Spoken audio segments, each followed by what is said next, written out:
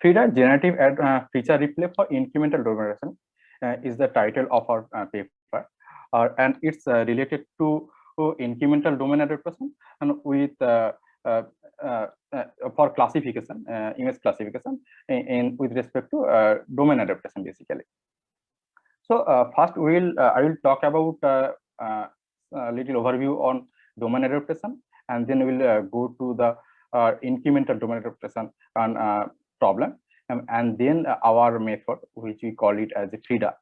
FRIDA consists basically two mechanism. One is GAN, and we also developed a new GAN, which is called it as a domain generic AC-GAN, and another mechanism is involved in FRIDA, that is called DANN-IB, informational bottleneck DANN.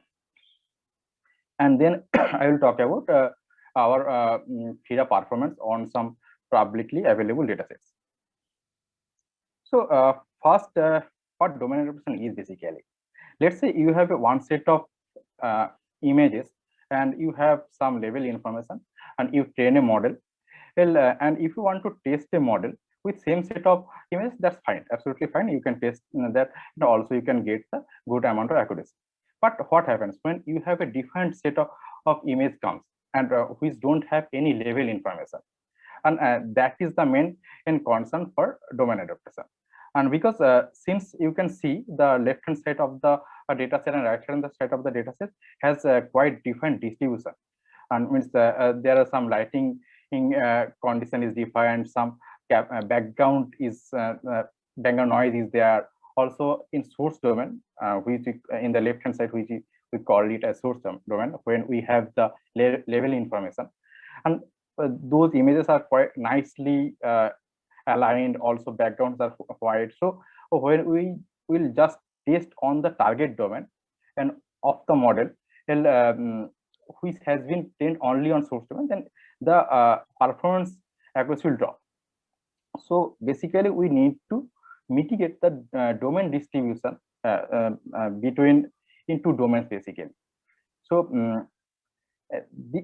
after applying adaptation with source and target domain, we'll get it some set of means what I'm trying to say is that when we'll apply. Sayan, can you repeat one more time on the first slide that you talked about? Yeah. Thank you. Sure. So let's say you have a one set of image, and this one is one set of image, and it has the label information. You train a model. Now you want to test this type of image with that model. So since there is some distribution gap between two data set, so that model might not perform well on the target domain. So because of the different lighting condition, because of the different and capturing sensor or whatever it is that model which has been trained only on source, that won't perform well on target domain, and target domain don't have any label information. That is the main concern here. So then domain adaptation comes into the picture. So here I have a question actually. When if you compare this source and target, the source and target have almost has the same object actually. The background changes, object is same, almost same. Yes. So is this the only case, or if will it can domain adaptation can be applied even if the object also differs? For example, that's bicycle also possible. Okay. Yeah, that's also possible, but here we are talking about only closed-set domain adaptation, and where we assume that the source domain and target domain should contain same set of object.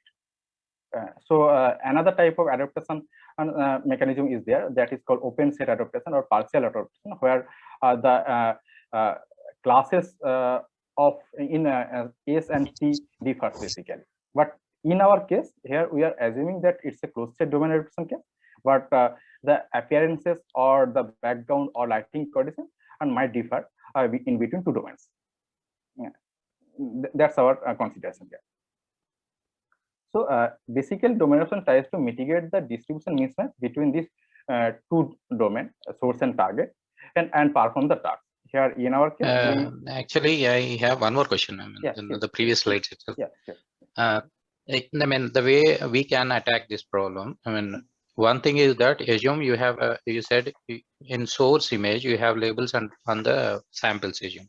Yeah. Then you have a target, I mean, new samples, which we got here. Mhm. So here, for target, don't you need to have the labels? What are we trying to save here? I mean, for me, if I get these kind of samples newly after I train the model on the source, if I get a target samples on the target, I mean target samples if I get, what I can do is I simply label it and I mean retrain, maybe apply transfer learning or retrain the model, which should work fine. Yeah. But what is the advantage that we are gaining because of this domain adaptation here? That is what I'm trying to understand. Because since target domain hasn't any label, and it's time consuming as well as cost effective to label the target domain. And so without labeling target domain, how can we unsupervisedly classify the target samples? That is our main goal in closed state domain adaptation. Yeah. Okay, yeah, that clarifies. Yeah, thank you. Yeah. So as I said that we just try to mitigate the distribution mismatch between two domains.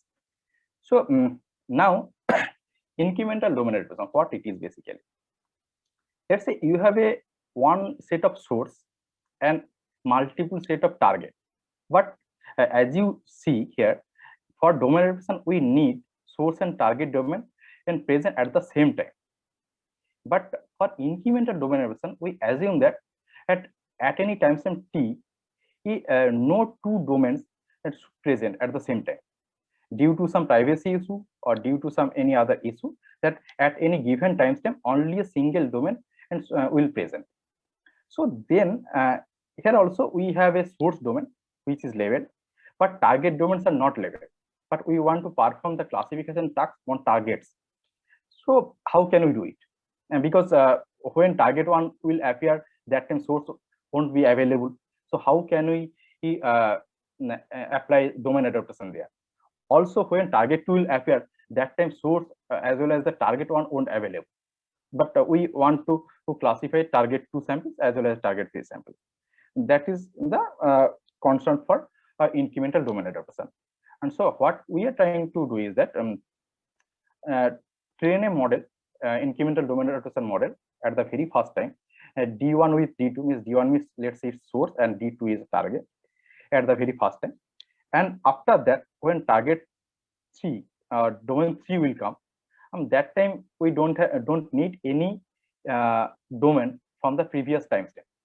We should have a model, which we call it as a IDA, incremental domain adaptation 2, which will perform well for the previous domain as well as for the present domain D3.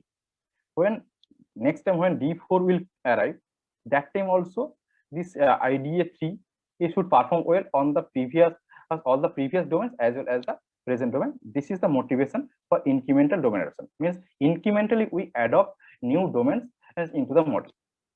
That's our motivation for this incremental domain adaptation. So if we just a quick question here.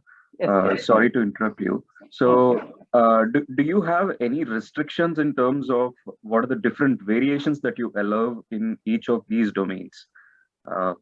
Yeah. Sorry, can you repeat once again? No. Mamta, we can't hear you, but in case if you have any issues, but when you said hi in the beginning, we were able to hear you. If you have any issues with the mic, please drop a question on the chat. Yeah. So in the meantime, Sayan, what I'm trying to ask you here is,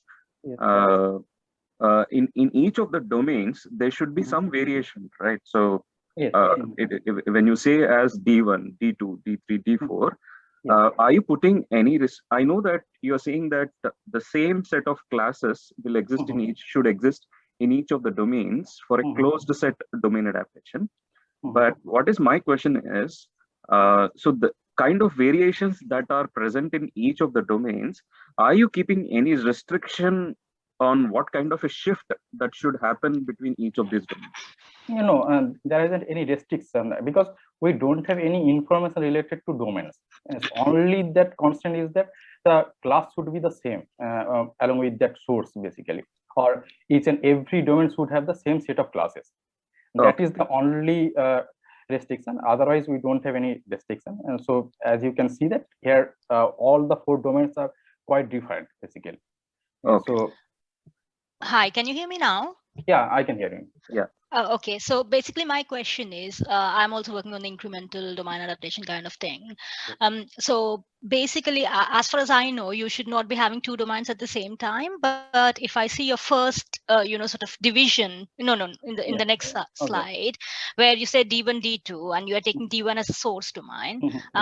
So are you allowed to have these 2 domains at the same time? Because in the incremental domain adaptation, you only have access to a single domain at any given point of time. Yeah, here actually, basically, we use some generative techniques which allows to mimic the previous domain.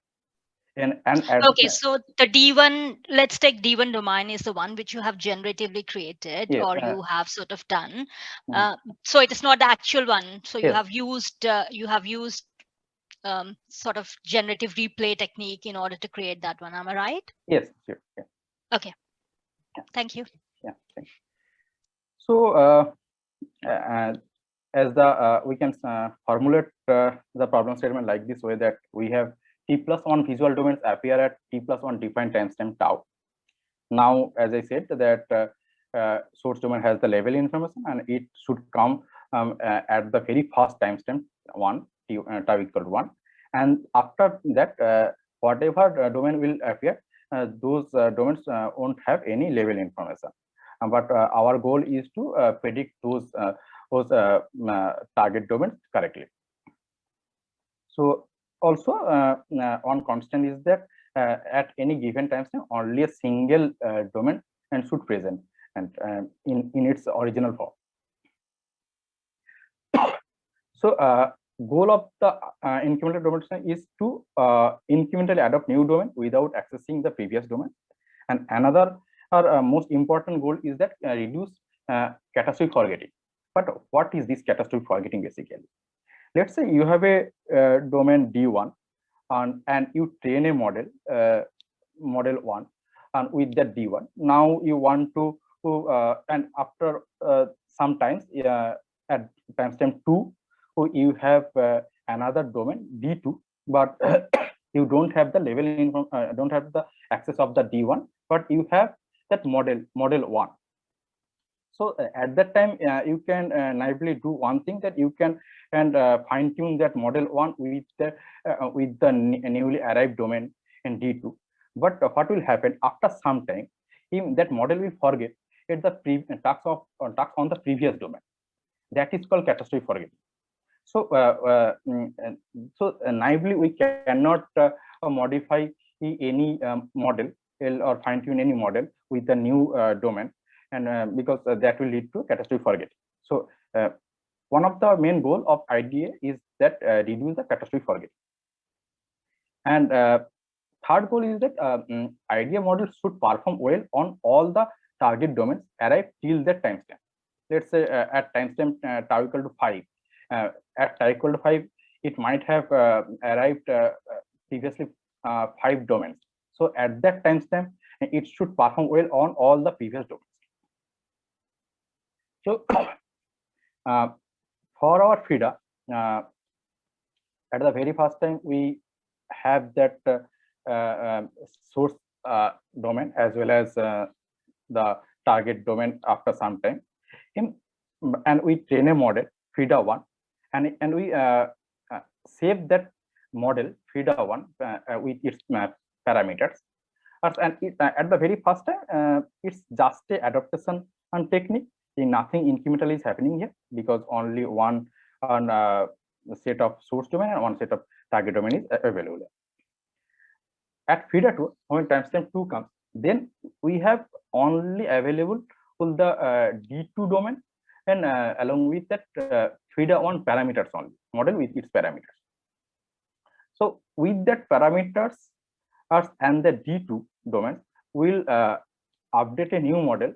We'll call it as a FRIDA 2, and that FRIDA 2 should perform well on that D0, D1, and D2. And then again, we'll save that FRIDA 2 parameters on for the next incremental step. So like that way, lifelong domain adaptation can be possible in this way, in this fashion, because after training, we will only save that model parameters along with the model. No hard samples will save here.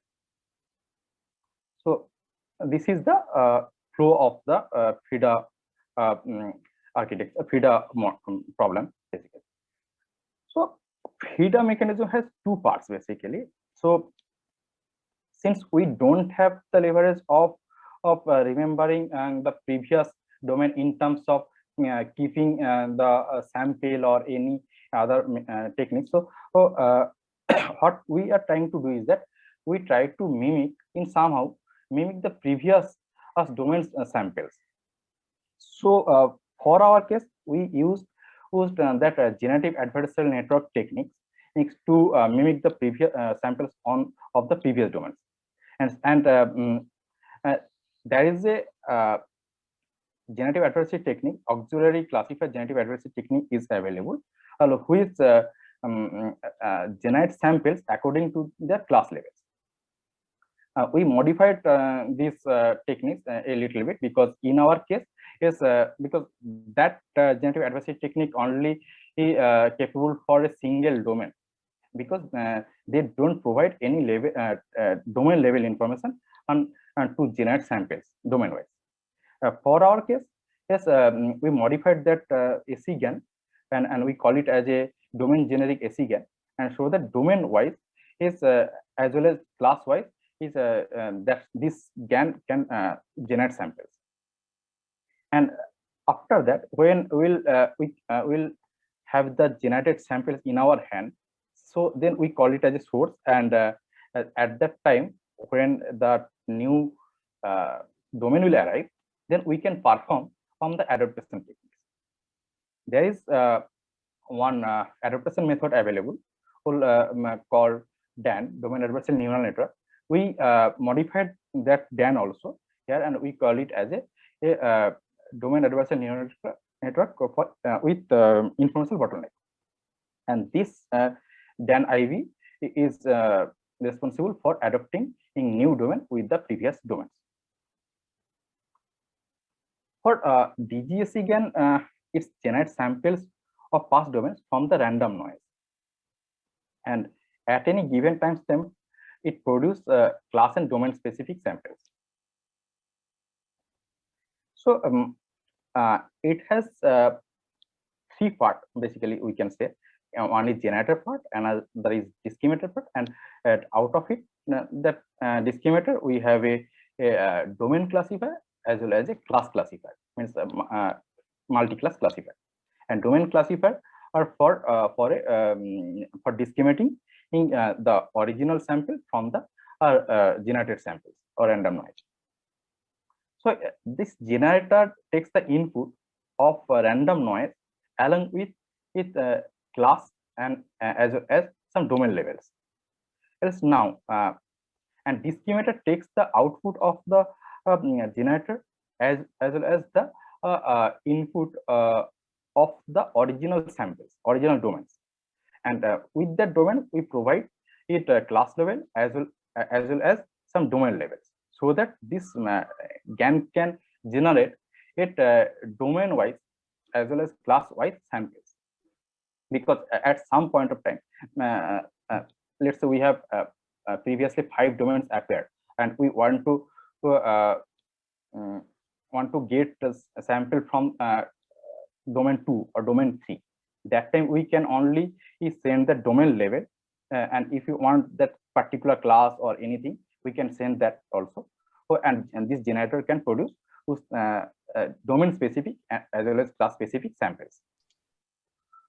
So the objective of this DGAC-GAN is looks similar like that AC-GAN, and we have only incorporated the domain levels here along with the class levels here. So this D loss is basically a discriminator loss or for real and fake samples, and C loss is basically the classification loss which we have been provided for this original samples along with its labels, as well as the noise along with its labels. Sayan, can I quickly ask you a question? Sure. When you're sampling the noise, I read that it is random noise, but how can you ensure that it captures all the classes? Basically, here we are we have one random means, let's say we have a dimension of this Z is 2000, and along with we concatenate the level information as well as the class domain information. And now here we have a discriminator which has the original sample. It's called X along with its level and class information. Now here D loss is adversarially aligned in try to align this Z with X, so that this Z can meet this X basically. Okay, so you're sampling two places. So even at the generator, you're taking a random noise and you're generating an image, right? Yeah, in our case, we use feature basically. Okay, okay. Also, we can use image also. Okay, so you are generating a latent space, to put it right? Yeah, basically we are sending XY or the pixels, all the pixels, entire pixels of the image. Then if we take 32 by 32 into 3, then for, when you're taking the random noise, are you creating the 32 by 32 by 3, or are you creating just a latent space? We are just creating the latent space because here this X is basically the feature extracted from the pre-trained ResNet 50 architecture. So that's why we are taking the simple 2000 dimension and vector latent vector for Z. Okay. Cheers. Thank you.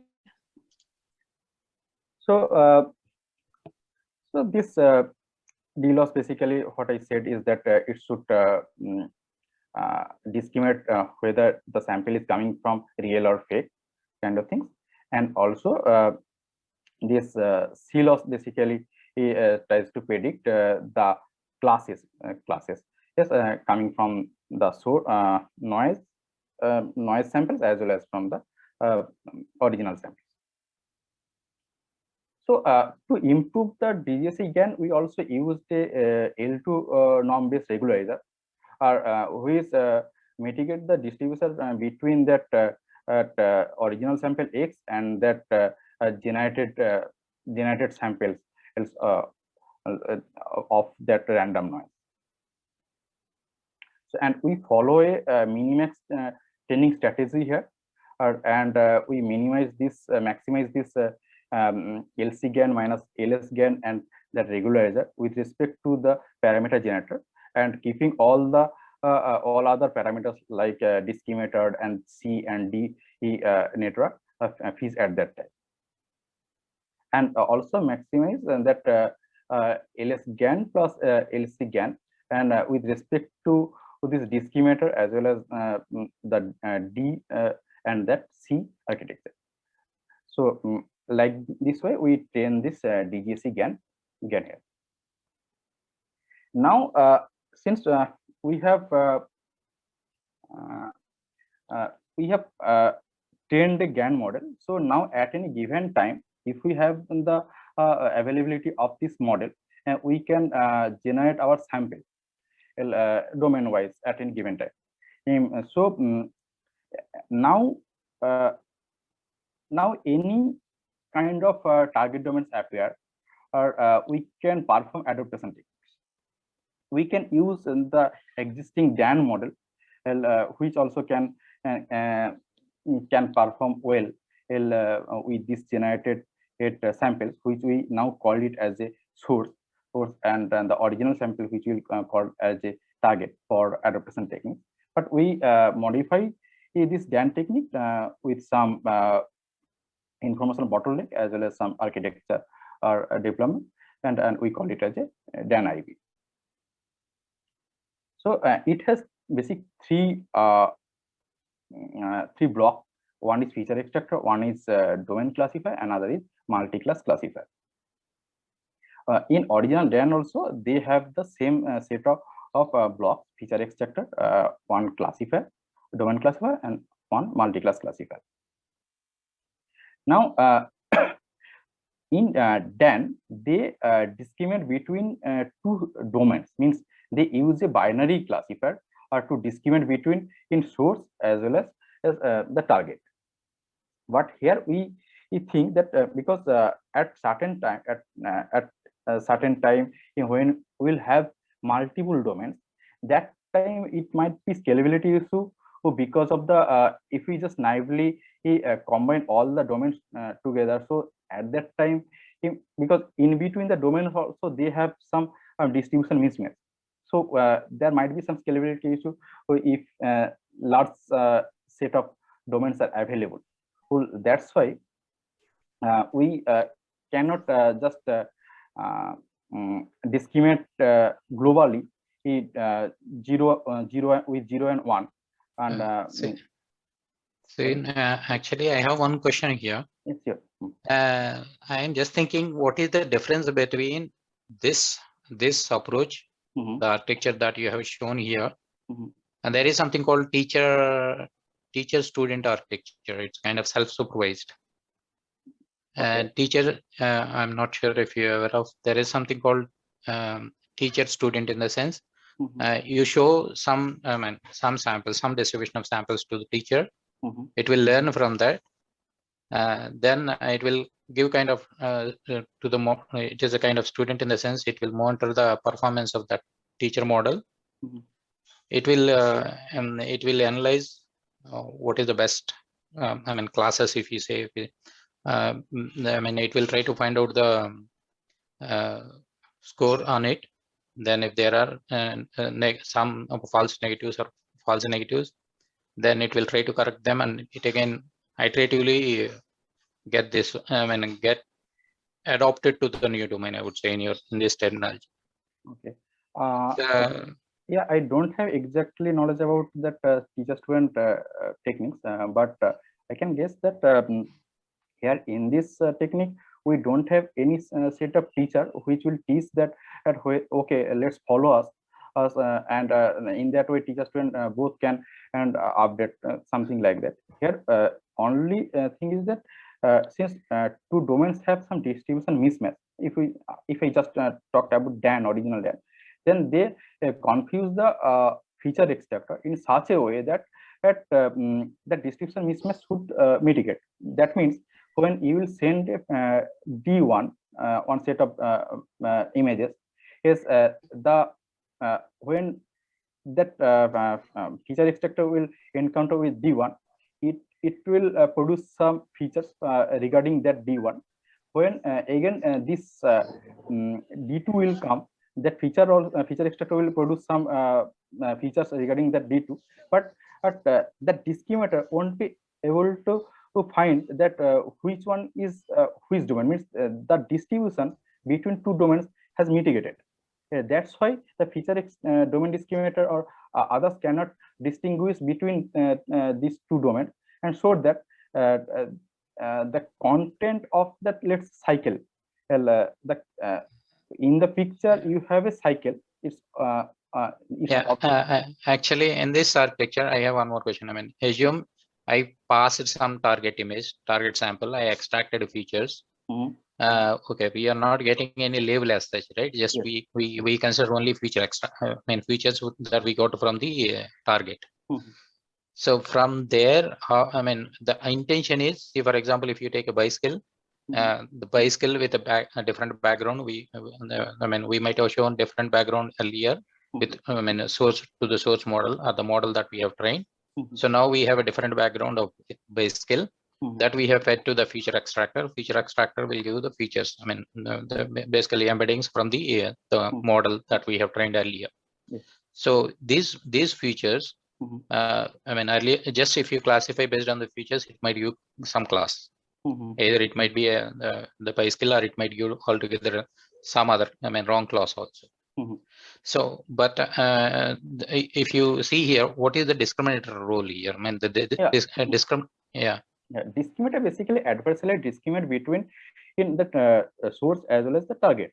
If that source and target is quite different, then discriminator will able to distinguish whether let's say its source and its target. That means the style or the parameters which is responsible for discriminating these two domains, hence will be prominent. And so this okay, if I understand correctly, I mean the way I said earlier, with the different backgrounds of two frames of by skill. So the discriminate makes sure that the new target that has come with a different background, it will learn that features also, and it will help the model to learn those features and classify that as a by skill. That is what the discriminator. Basically, the its model try to find out the core features. Its bicycle has some core features. It's the background, it's the lighting condition or other factors distinguishing between these two domains. That's distribution mismatch is trying to mitigate here, so that whether it's coming from source or target, after the feature extract, it should looks like the same. And so what happens that in this classifier is trained with only the source labels, source domain, because we don't have the label information of target, so we are not sending in this xt to that classifier. We are sending that xt to the discriminator, and we label it as a 0. If we talk about the original DANN problem, we label it as a 0, giving it as a okay, it's 0 means your target, and we send the xs without label y, and label it as a 1. We call it as a, let's say, it's source. Now adversarially, this discriminator try to distinguish this source and target, but at the same time, in this feature extractor will try to maximize the loss of discriminator, so the discriminator should mistake to predicting whether it's source or target. In that way, some minimax game will come, and at certain time, if mass equilibrium happens or something like that, then there will be in optimized state where this distribution between source and target will be mitigated. It shows that this discriminator won't be able to find out whether it's source or its target. So Sayan, very quick question again here. We are speaking about incremental domain adaptation, right? Not the domain adaptation. So where did you get the source and target? Where did you get two kind of, sort of domains where you're trying to discriminate between one domain and the other? It makes sense in the previous one where you were saying that, as far as I understand, you're dealing with two problems, right? One is the catastrophic forgetting and other is domain adaptation. And for the catastrophic forgetting, rather than saving the images like the episodic memory, you are generating the images and you are using a GAN, using a generator. Let's forget how you're doing it, but basic principle is that you're trying to generate samples from the random noises you have taken from the domains, whatever domain information you want, right? But after you generate all the samples, right, where is this coming? You are saying that this is the domain adaptation part. So I think I'm struggling to understand where did the source and target come here, because I think after you generated that, you have got those samples which you're also kind of replaying along with the current. Let's say that is for the T1 T2 you have created. So let's forget about the source. So if we call the source as T0 T1, T1 being the target one. So if we have T0 and T1 which you have created using your GAN, T2 is a new target which has come. Why do you need the discrimination of the domains at this point here? So here basically that generated sample of T0, we call it as a source. And the new target, we call it as a target domain, and T1 as a target domain. And now we are just going through the normal adaptation techniques. Instead of using the original sample, we are using here generated sample for source and the original sample for target. it's not end-to-end training for incremental domain. It's a splitwise where you will keep updating the generator so that at any given time it will give you the samples. It will mimic the samples of a particular domain or a set of domains, and at that time, if you have a target domain, then we will perform the adaptation between the target domain as well as the set of samples which has been generated at that given GAN, and those samples, so those domains, we call it as a source here. Okay, so a source can be T0, T1, anything. Yeah, T0, T1, T0 union T1, T2, something like that way. Means, okay, let's and say, when it comes to the discriminator, does it say, is it like you said, is it a binary one, or would it say that it's from 4 different, sorts of sources? No, it's not a 4 different sources because here we are combiningly is saying that T0, T1, T2 all as a source, but and here we modified this binary 0, 1, means here all the source means, let's say if we have 3 domains in the source, we commonly call them as a source and labeled as a 1 or 0, and only the target domain will label as a 0 or 1. And but in our this DANN-IB case, we modified that 0, 1 discriminator with a C+1 classifier basically. Why? Because if we just label that 0 and 1, that means that globally the source and targets are aligned. But we are not considering the labels which has been present and in this target in this source domains. And so what we are trying to do that we classify that C+1 levels where first C classes as will be trained with that only S means source, and that C+1 level will be trained and for target domain. Means all the samples coming in from target, we call it as a C+1 level, and the rest of the samples coming from the source with discriminating them according to their original class level. And so that when adversary will train and this adaptation techniques target with that source, or that target should align one of the classes of C to 1 to C. So it's kind of pseudo labeling, right? For your previous ones you are performing, and how confident you are with the pseudo labeling, because you only have the labels for the source one. Yeah. For the target one, you are kind of, based on probably the, whatever your categories or criterion is, you are saying that this could be the possible label. But how do you sort of, do you also send that back with the original label when you're back propagating the loss? No, original level means when you generating that GAN basically, here you are sending some level, means you want to generate level 1 or level 2.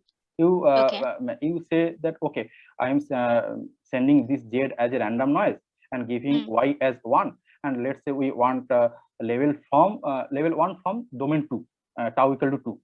So like that way you are sending in that random noise to the generator. So generator will mimic this Z. It looks like the level 1 from the domain 2.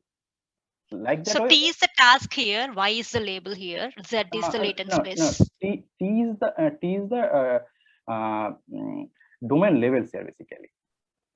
Okay, so it will be 0, 1, 2, 3, or whatever is the domain. Yeah. And Y would be your label, which is a class label. It could be like a bicycle or a bag or whatever. Am I right? Yeah. Y is class level.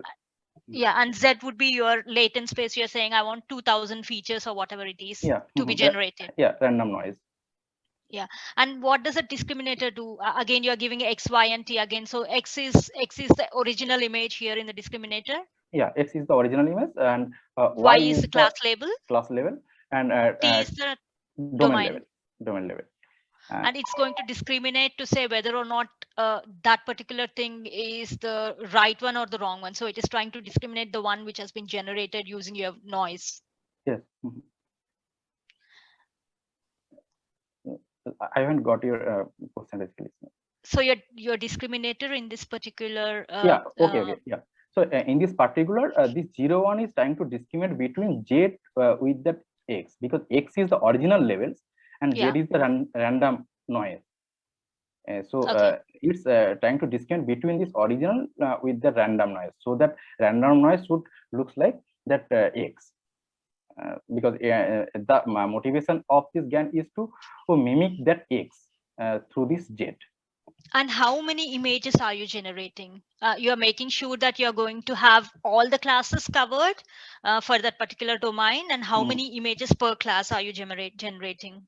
So here you can generate any amount of images, because what you need to do is that you have to send after training this GAN, and you just need to send some noise and class level which you want to generate, and from which domain, and that domain level, and that's all. And then any amount of images you can generate through this GAN. Yeah, but in your case, do you have a set number of images you're generating? Per class we generated 100 samples per class, per domain. And how do you get if you take 2 domains, it's very easy for you to get sort of understand that, okay, I'm going to generate this. But what if you have, like you're trying to tackle the catastrophic forgetting, so you would also need the information for the previous domains, and like you said, you should not be having access to the previous domains. So how are you getting this the original X, Y, and T then? Basically at the very first time you have the level information of Y.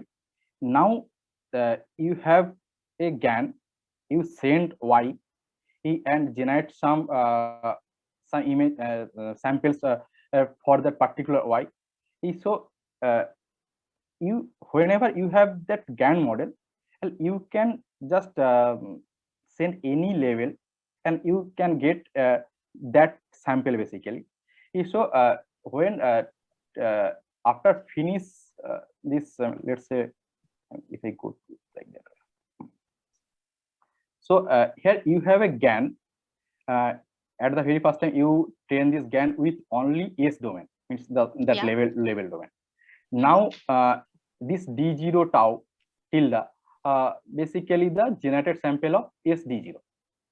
Now you have a domain adaptation technique is DANN-IB, who is performed domain adaptation between D tilde with that tau1 or T1 newly arrived domain. And now after finish this step, for the next iteration or next incremental setup, what you have to do, you have to make a new GAN1, and so that that GAN1 should mimic D0 or rather source D tilde with that newly arrived target domains. But but for target domains, how can we get that level information? That's the main concern, because we don't have the level information for D1, but for GAN we need level information to train. And so what we are trying to do, that we pseudo leveling this T1 and getting this D1 cap. And for our pseudo level, we consider that at 0.95 probability threshold, or those samples which are above 0.95 probability threshold, or we are considering those samples only. And now we combine this D1 cap with that D0 tilde, because D0 tilde at any given time, whenever this GAN 0 is available, we can generate from there. So that both domain will combine here as a source for this GAN1, and then random noise as it is as a not target, but the discriminator will discriminate between this D0 union D1 and with that random noise. So in this GAN1, and when we are sending this D0 tilde, we are sending D0 tilde sample comma Y comma 0, means level 1, level 0, and for D1 we are sending this sample from D1, and with that pseudo labels Y0, Y here for D1, and this D1 for its particular domain labels. Now this GAN1 and will be able to produce samples for domain 0 as well as domain 1. So you can still have access to D0, sort of the one which you got from, because I was in the impression that you should only have access to the D1, not the D0. Okay. Till this GAN1, we have the access of GAN0, but we don't have the access of S, because GAN0 has 10. So now this we can send some noise through GAN0. So at any given time, we can produce this D0 tilde basically, because noise is always available. So and this GAN1 also means initialized with this GAN0. Okay. So and then we modify this GAN1 and to generate for domain 1 as well as domain 0. But after after generating this GAN1, and we discard this GAN0, so that after that we cannot access that, we will not have the access of GAN0. But from GAN1 we can easily generate it the sample of domain 1, domain 0 as well as domain 1. Okay, just makes sense. Thank you. Yeah. So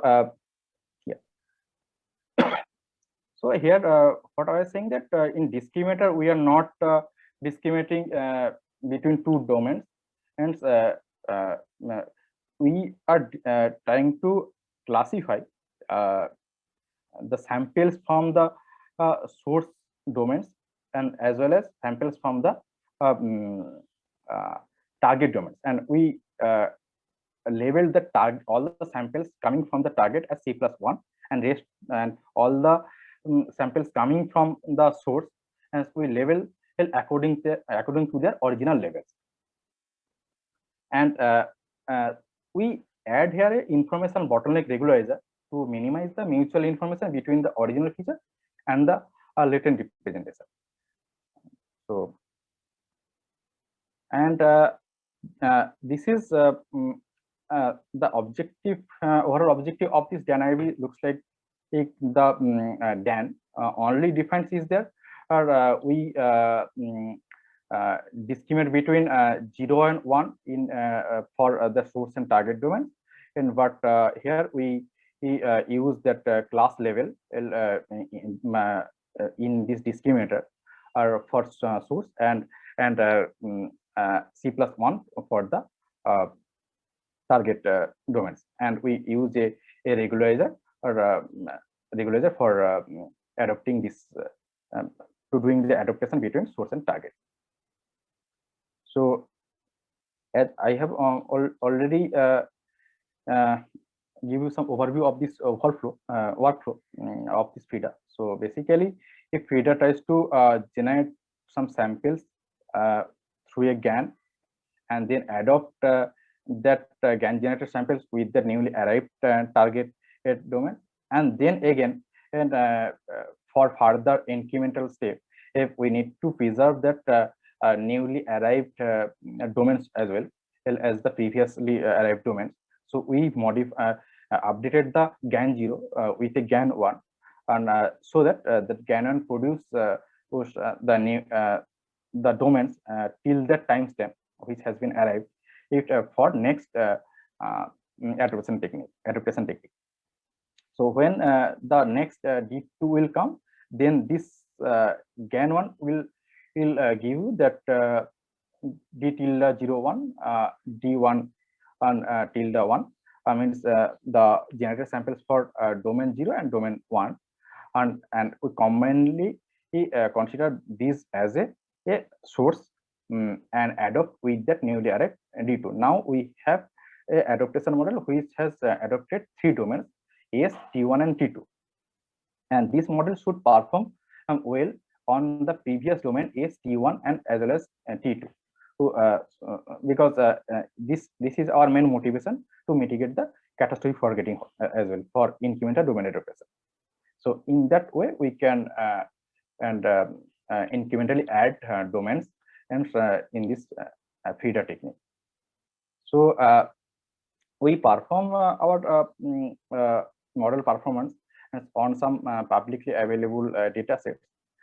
So so you can see and also compare with some related articles, and we find that our DANN model is quite capable of mitigate some amount of catastrophe forgetting, but and other methods are quite vulnerable for this catastrophe forgetting. And that's all. And also after adaptation, before adaptation, the sample looks like this, means the left hand side of the images looks like the sample distribution, and after adaptation they are well classified, also aligned, and so it shows that our adaptation technique also quite capable of doing the right adaptation.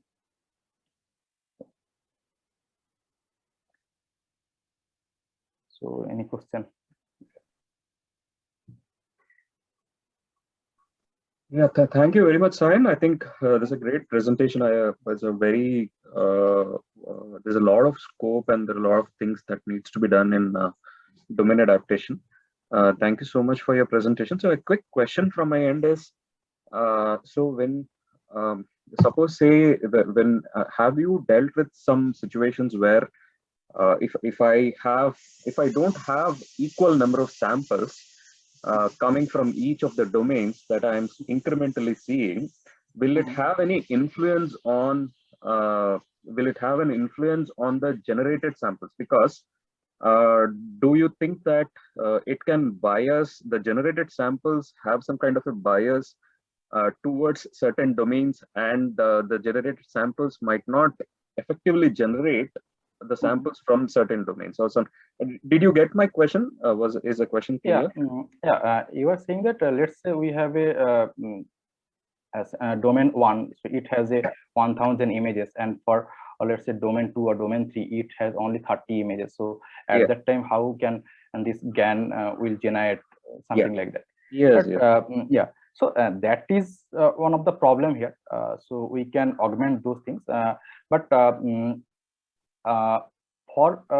since let's at the very first time when you are generating GAN 0, then you are generating number of samples related to S, because original, let's say S has 3000 images, so you can generate 3000 images or 3000 samples through GAN 0. But after 10 that GAN, you can get only 50 samples from GAN 0. So, and when you will try to train this GAN 1, because GAN 1 is dependent on this 50 samples which has been generated come out from this GAN 0. So, and with that pseudo labeled samples which has been come out from the domain DA1. So if this DA1 is too low, or if that domain adaptation has not performed well, then only it can give you that very less amount of confidence sample which has probability greater than 0.95, which is our threshold. Also, then that there might be a problem to generating new samples, new domain samples basically. But that's a generic problem.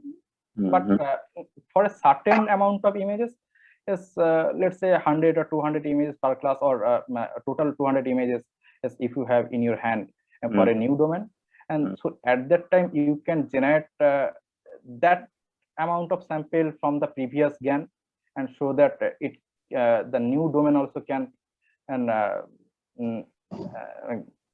can be mimicked through this GAN 1 kind. Okay. And so when you're trying to generate images from a certain domain, say, so because at GAN 1 stage, when you're moving to the next stage of GAN 1, say GAN 2, you are trying to generate the samples from 0 and 1, right? So when we are moving to GAN 2, that time we have only available this GAN 1. We don't have the availability of GAN 0. No, what I'm saying is you are generating the samples from 0 and 1 together. Yeah. Right. So do you are you sure that you can we be sure that we can generate only from 0 and 1, but not as a something like an hybrid of 0 and 1? Because since we are concatenating the domain levels basically, so when we are considering this all the samples from domain 1, so those samples should have a commonality if because of the domain tau 1 or tau 0. So that's why it will generate that type of sample basically. Okay. Yeah, I got what you're trying to say. But if we don't give the domain label, probably there can be a high possibility that it can generate a hybrid of 0 and 1. Yeah. So that is the main without domain label. This is a AC-GAN, auxiliary classifier GAN, and which basically tries to generate sample class-wise. But here, why we are using this domain level? Because we have multiple domains. That's and to take out the core feature of the multiple domains, we should present that multiple domains when we will adopt the new target domain. So that's why we use this domain level technique. Okay. Good. So, and have you checked when you generated the samples from a certain domain, say at a GAN 2 or a GAN 3 or a GAN 4 level? So whether are you able to generate the samples from D0 correctly or D1 correctly? So have you checked that part by any chance? Yeah, that's also when they are generating correctly. It's because we are always sending some labels. Because this D0 tilde that has the labels basically, and when this D0 tilde 1, D1 tilde 1, and those are labels, those have the labels, and that's why it is means easily we can easily guess that it can generate original labels. And also the catastrophic forgetting hasn't happened much, so that's why we think that it's generating the right samples. Okay, so yeah, but one last question. Maybe I will allow the participants to go ahead in case if they have questions, and then I'll come back. Any questions from participant side? Feel free to unmute yourself and ask Sayan. Sayan, actually, can I assume domain adaptation is meant for model generalization? Not model generation exactly, or you can say also it's a model generation, because basically you have to unsupervisedly do a task, but you don't have the level. But here, I mean, if you park aside whether it is supervised or unsupervised, the target of, I mean, this work are domain adaptation overall. So is it meant for generalizing the model? Means the model that I train should work any data, any kind of scenarios of no, it's not like that. It only able to perform well on that adopted model. I mean, let's say for our case here in DA1 and S adopted with T1, and but if you test with T2 with that DA1, so it won't perform well. Yeah, that I got. But this adaptation we are doing just because of to learn the features for a new distribution of samples, right? No, so when DA2 will arrive, DA2 will train. That time it will be generalized on all the previous domains, not the upcoming domains. That's you can say that it can be generalized for all previous domains basically. Sorry, can I tap in here, Viranjanelu? I think I got your question. You're just basically asking about the concept of domain adaptation. Am I right? Yeah. Yeah, so basically domain adaptation is, in a way you can call it generalization, but it should be similar domains. So you can't just bring, say for example, you can't just, try to classify cycles and your bags with something else, completely different ones. But basically they should be similar domains with different distributions.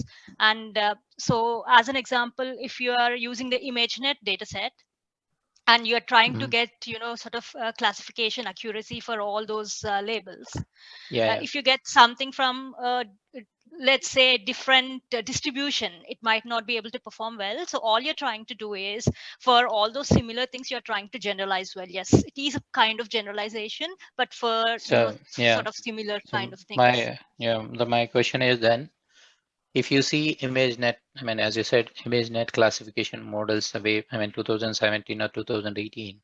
Yeah. So they still use it, the some architectures like Inception or VGG or some architectures they have used it, they got model, they have got some accuracy. Then recently EfficientNet is the one which is state of art kind of. Yeah. It is giving a better results, and in the classification architectures itself, they are evaluating, they are coming up with better architectures, they are improving the data set that you are showing.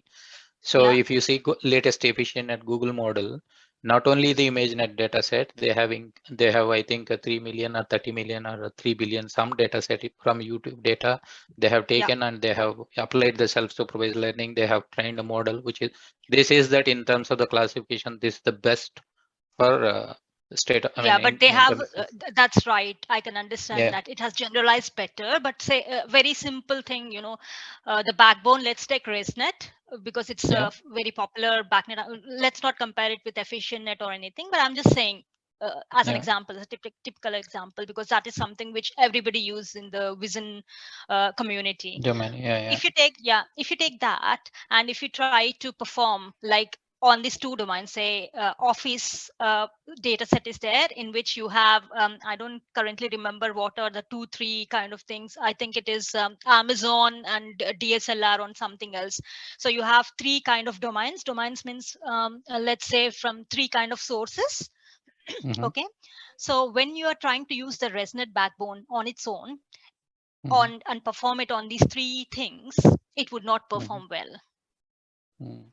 So it doesn't generalize well, and that is because of this distribution differences. And these distribution differences can be anything, lighting or anything. Or to give you a very simple example, if you take self-driving cars, and if you train it using the data in the morning, you will not be able to drive in the evening. Or if you are, say, trying to sort of train it in Chicago, as an example, you can't drive it in India or UK. Those are because of these domain distributions. So yes, if you want to generalize, probably you also have to consider these things. But I don't think ResNet or the EfficientNet and all those networks do consider this distribution differences. But overall, I think later on, maybe they will consider all these things as well, in order to get an overall, sort of kind of thing. So they have differentiated these problems in the vision community into, sort of they name this problem of these 2 different domains as domain adaptation. They are trying to adapt between multiple domains. I don't know if I've answered your question. I agree, but that's where my question, I wanted to lead this to the question that I'm going to ask. I mean, as you said, here you choose some architecture, you increase the data set. That is the one way of kind of generalizing. The other one is maybe you adopt the domain, I mean, the data distribution that you get newly. It's kind of domain adaptation that you're calling. There are 2 stacks here. The stacks are just choose architecture, increase the data set, train the model. That will also give generalization. So if now, you take the if you take the deep learning, basically everything we are doing is sampling, right? So you're not getting the samples, you're not getting the overall distribution, you're only getting samples. So if, for example, you are lucky enough to get the samples, these data sets are just examples which we are testing on just for the accuracy. But if you take the higher level definition, you are only getting the samples of the data sets in the whole wide world. You're not getting the entire distribution, right? Yeah, that's true. So for that, you might have between the two samples, you might have two different distributions. So you are tackling this distribution error as well, and you are calling you named it as a domain adaptation, and they have different names: Okay. domain generalization, domain adaptation, continual domain adaptation. But the overall goal, if you go back, step back a bit, is the generalization. Okay. Yeah. I mean, agree, but this kind of domain adaptation, I haven't seen any real application. I mean, I'm not sure. Maybe automated domain, as you said, self-driving cars. If they are, No, they're using it even in the self-driving cars. There was a Andrea Tripathi's yeah, last I think it was last month or something. He was speaking about the domain adaptation in the self-driving cars as well. So in the real world, that's one of the examples. Okay, yeah, maybe they might be doing something intelligently, but considering this kind of complicated architectures running onto the embedded devices, not sure. So I'm just wondering whether it is possible to having this kind of domain adaptation into the embedding devices and get it running. The problems might be difficult as well to use these kind of things. So yeah, this interesting, Sayan. I mean, thanks for the talk, I would say. So good, Sayan. Yeah, thank you, Sayan. Yeah, thank you. Yeah. And thank you, Karthik and Sankirtana, for arranging this. Yeah, you're most welcome, Mamta. And thanks for the very interactive participation. Maybe before we close the call, I just wanted to understand what there's a quick question to Sayan is what would be the typical application scenarios that you eventually see, right? So basically, let's say you have a model trained with Google data, Google company's data, and Microsoft want to classify their samples with that Google's data. But since there is some privacy issue, data issues is there, so they cannot directly provide the data to Microsoft. Then Microsoft can incrementally add its adopt its sample with that Google data. After that, after certain time, Amazon wants to classify something with its data, but it only have the access of that model which only can classify Google and Microsoft data. In that way, incrementally, anyone, any company or any client can perform their tasks without accessing the original data. Okay, so some kind of a data privacy is still maintained. Yeah. And you're just rolling out the model, but not the actual data. Yeah. Right. Okay. That's a good application. I think the federated learning also talks on the similar lines, right? So they don't generally give out the model, the actual data from different hospitals. The medical data coming from different hospitals is not rolled out, but the model weights are given out, and then some kind of an averaging or the model accumulation is done, and then that is what is used finally. So that is what I know from a federated learning perspective. Have you thought in that direction as well, by any chance? No, I haven't seen. Okay, sure. Okay, thank you very much, Sayan, for your valuable time and sharing the knowledge across this enthusiastic research community over here. And we're very happy about the kind of interaction that we had today, the discussion we had today on this topic.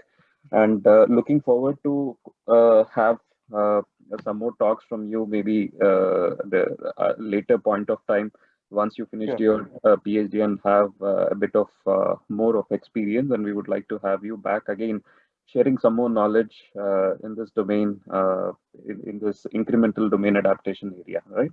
Thank you so much for your time, and thank you very much for all the participants across the globe today who have attended and participated in this discussion. Thank you very much.